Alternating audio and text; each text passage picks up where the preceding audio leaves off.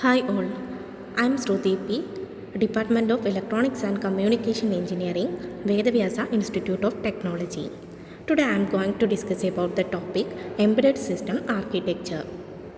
Coming to the part of contents, what is embedded system? Embedded system architecture, hardware architecture, software architecture, hardware building block of embedded system, power supply, processor, reset and oscillator circuit, timers, program memory and data memory, input device interfacing, system application specific circuits. So, what is an embedded system? An embedded system is a combination of computer hardware and software designed for a specific function. So, embedded system may also function within a larger systems. So, the system can be programmable or have a fixed functionality. Then, embedded system architecture consists of two parts, that means hardware architecture and software architecture. So, what is hardware architecture? That means the architecture of an embedded system is centered around its microcontroller, also sometimes referred to as the microcontroller unit, that means MCU. Typically, a single integrated circuit containing the processor, random access memory, flash memory, serial receivers, and transmitters, and other core components. So these are typically designed to be inexpensive, low resource, low energy consuming, self-contained systems on a single integrated circuit, which is the reason why they are often referred to as SoC, that means system on a chip. And then coming to the part of software architecture can help teams get control over their software. The first step to designing a software architecture is recognizing that embedded systems don't have just one architecture. Instead, there are two architectures, that means hardware dependent and independent architectures are. So, the first principle for modern embedded software designing is data dictated design. Then hardware building block of embedded system consists of power supply, reset and oscillator circuit, processor, timer, input device interfacing, system application specific circuits, program memory and data memory. So first one is power supply. Most systems have a power supply of their own. But the network interface card and graphic accelerator are examples of embedded systems that do not have their own power supply and connect to PC power supply lines.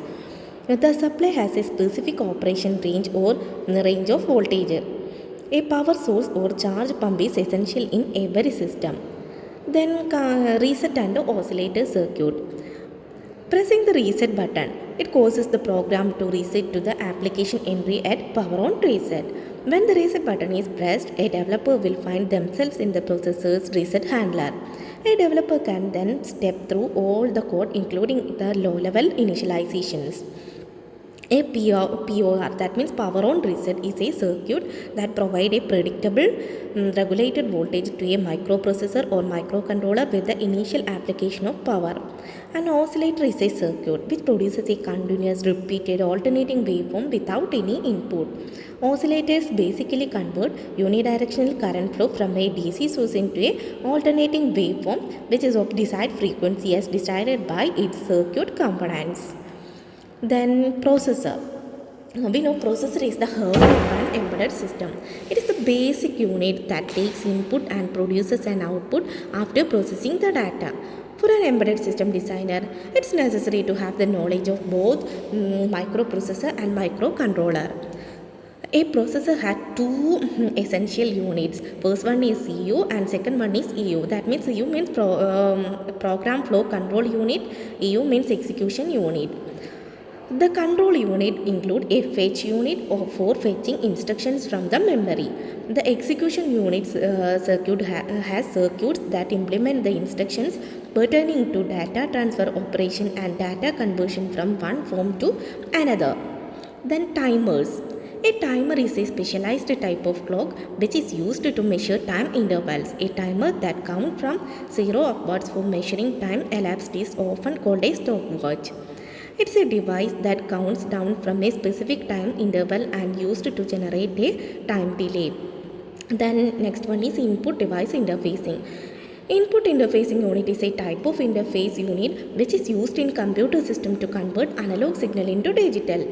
It is basically convert the user signal into signals used by the computer system. Input devices are broken down into three categories. First one is keyboards, second one is pointing device, third one is data entry device. Then system application specific circuits. An application specific integrated circuit, that is IC, is an integrated circuit chip optimized for a particular use rather than integrated for general purpose use. An application specific integrated circuit, that means ASIC, is a microchip designed for a special application such as a particular kind of transmission protocol or a handheld computer.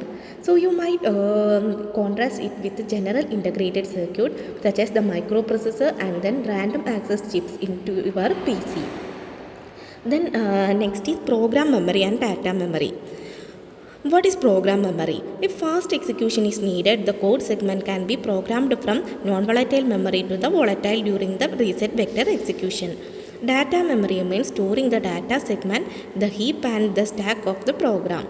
Then program memory, that is ROM, is used for permanent saving program being executed, while data memory, that means RAM, is used for temporary storing and keeping intermediate result and variables. So these are all about embedded system architecture. Thank you.